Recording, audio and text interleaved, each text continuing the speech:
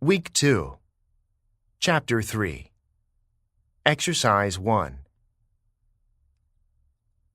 Many animals live a life that I would just as soon forego, not because it ends in tragedy, but because their approach to living is one of endless conflict.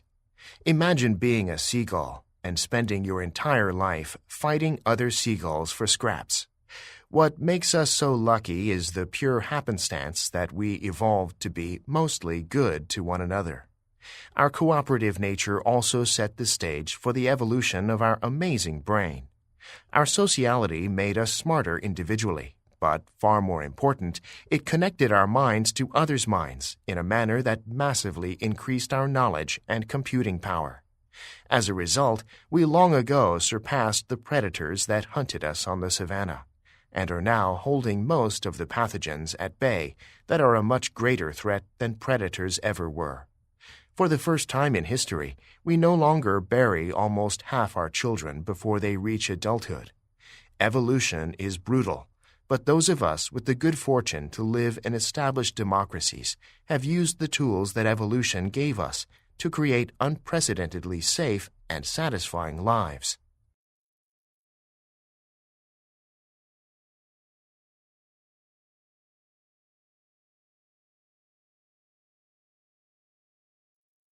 Exercise 2. Experts agree that Jackson Pollock had little native talent for art, and when you look at his early products, it showed. They also agree that he became one of the greatest American painters of the 20th century, and that he revolutionized modern art. How did he go from point A to point B? It's the result of hard work and dedication. Pollock was wildly in love with the idea of being an artist. He thought about art all the time, and he did it all the time.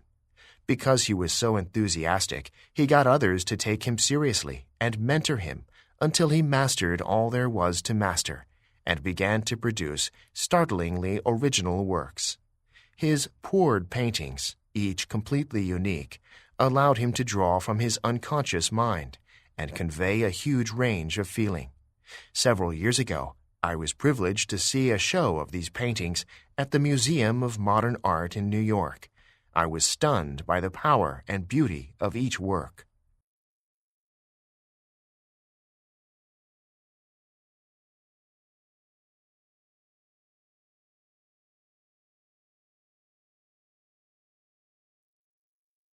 Exercise 3. Evolution has taught the animal kingdom plenty of labor-saving shortcuts.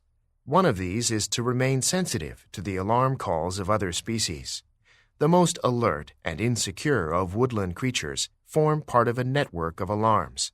The birds, squirrels, and deer are all tuned into each other's transmissions. This codependency will be found all over the world. In the African savanna, wildebeest mix with zebras to share their awareness. The wildebeest have poor vision and a strong sense of smell, but the zebras have good vision and a weaker sense of smell. Together they notice more and alert each other to danger. We may think we are being very stealthy by creeping up on a deer from downwind, but if we behave in a way that worries the songbirds overhead, we will not get anywhere near the deer. Equally, a deer downwind of us may pick up our scent long before a wren in a low bush sees us, and his warning cough-like call will work perfectly well for the bird.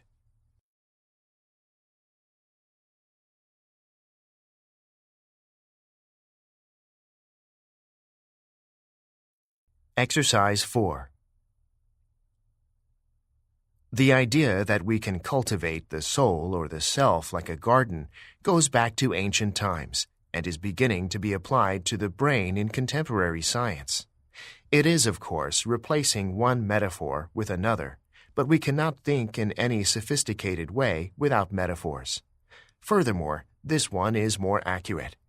The cells that create our neural networks grow in the form of tree-like branching structures and were originally named dendrites, after the Latin word for tree, because of their visual similarity to one.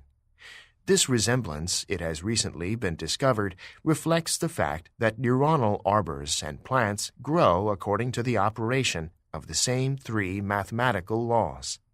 A deeper similarity can be found in the active process of pruning and weeding that maintains the health of our neural networks and is carried out by a group of cells which function as the brain's resident gardeners.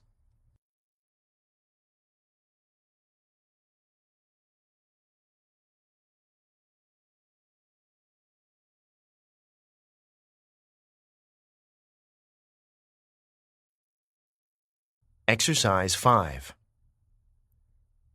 A director of a play has a peculiar job. For weeks, she orchestrates every move made by various people in a variety of roles, from actors to support personnel. Little happens without her intervention in one way or another. When the play opens, however, the director is essentially useless. If the cast and crew still need her, she is a failure.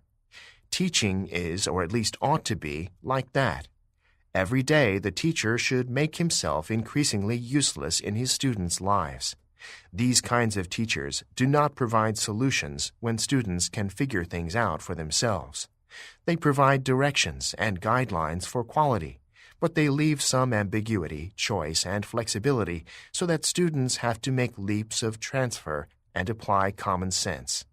They take careful measure of how much responsibility children can manage, making sure to give them that much, and coaching for a bit more as well.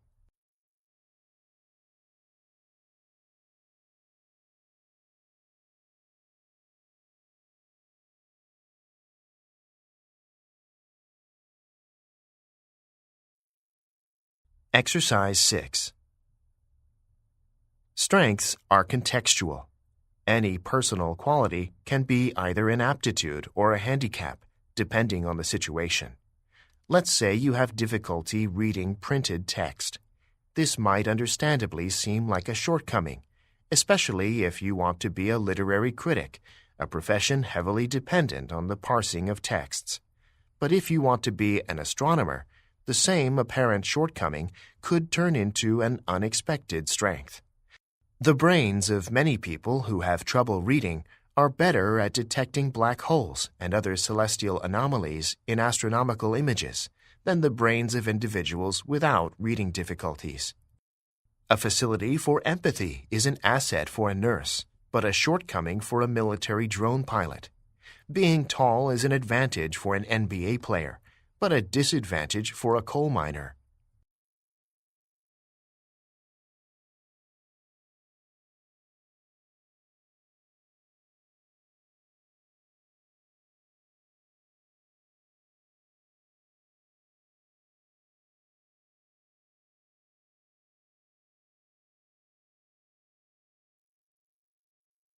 Exercise 7. Convictions feel certain, but not everything we feel certain about is a conviction. I don't need conviction for anything I'm absolutely or logically certain about. When René Descartes declared he was certain that he thinks and exists, popularly but erroneously understood as the inference, "I think, therefore I am," he meant he couldn't actively doubt he was thinking at that moment, because doubting is thinking. But it would be odd to say this was Descartes' conviction. Indeed, the interesting thing about convictions is that they are often formed in the face of opposite convictions. Unlike logical certainties, like 2 and 2 make 4, or philosophical certainties, like Descartes' belief in his own existence, we generally know that others may oppose our convictions. We are aware that our convictions can be doubted and challenged, even if we ourselves just cannot imagine that they are false.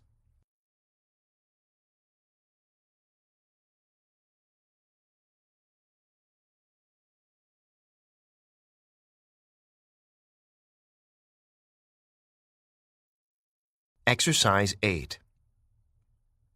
In daylight, we only perceive full color and fine detail in the central region of our visual field, with less defined vision and reduced color perception from the outer region.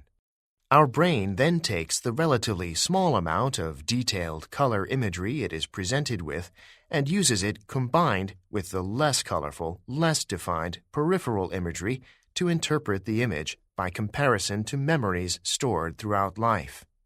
If we see a Y-shaped image on a page, for example, we can interpret it as a three-dimensional representation of a corner, which can in turn be perceived either protruding from the page or depressed within it. Most people see it as a projecting corner, perhaps recalling an early memory that a corner is hard and sharp, discovered when exploring on all fours as an infant. What is important to understand here is that our memory plays a critical role in the interpretation of the visual signals we receive from our photoreceptors.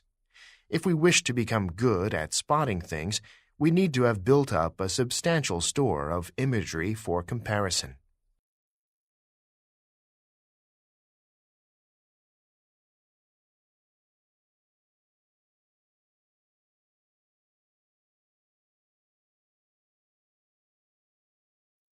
Exercise 9. One of the most universal characteristics of the passage of time is that it's not universal. Everybody experiences it a little bit differently. There's a physics sense in which that's quantifiably true, but most of the differences between our experiences of time are subjective.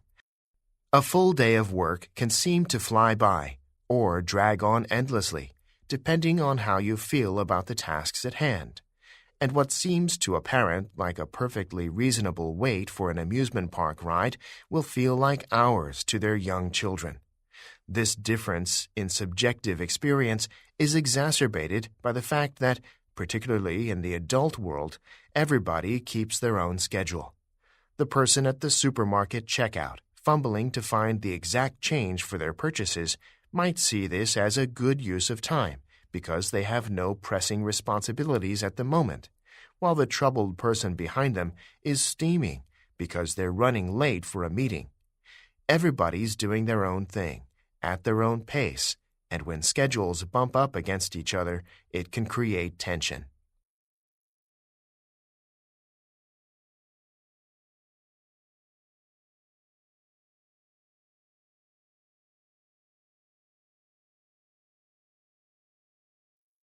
Exercise 10. I think intuitively my colleagues and I have gravitated toward the kinds of questions that knock down barriers by challenging past assumptions and create new energy for pursuing solutions along some new pathway. And if we have, it is probably in part because asking a question is a very effective way of introducing a novel way of thinking about something without exposing oneself to judgment. A question, after all, is not a declaration of opinion aggressive enough to draw fire. It is an invitation to think further within a different framing or along a divergent line. If that line of thinking isn't taken up or fails to lead somewhere valuable, there is no reputational damage to the person who suggested it, and therefore a person is more likely to put it out there.